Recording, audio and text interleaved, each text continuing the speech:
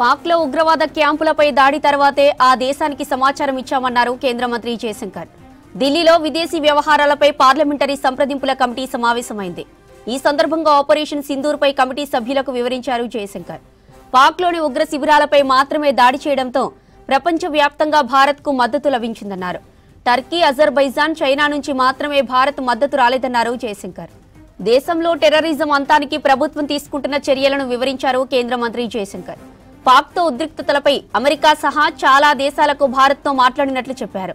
సింధు జల ఒప్పందం ప్రస్తుతం నిలిచిపోయిందని, భవిష్యత్తులో ఎలాంటి చర్యలు తీసుకున్నా తెలియజేస్తామన్నారు. భారత్ దాడులతో పాక్ సైనిక దళాల నైతికత దెబ్బతిందన్నారు జయశంకర్. మరోవైపు కేంద్ర మంత్రి జయశంకర్ వివరణపై కాంగ్రెస్ అసంతృప్తి వ్యక్తం చేసింది. భారత్ పాక్ సీజ్ ఫైర్ ఒప్పందంపై వాస్తవాలు వివరించలేదని తెలిపింది. అలాగే పాకిస్తాన్కు IMF రుణంపై జరిగిన ఓటింగ్కు భారత్ ఎందుకు హాజరు కాలేదని ప్రశ్నించింది. ఇండియా ఓటింగ్లో పాల్గొనకపోవడంతో పాకిస్తాన్కు మేలు జరిగిందని వాదించింది. అలాగే పాక్, చైనా మధ్య సైనిక, వ్యూహాత్మక సంబంధాలు పెరుగుతుండడంపై ఆందోళన వ్యక్తం చేసింది కాంగ్రెస్.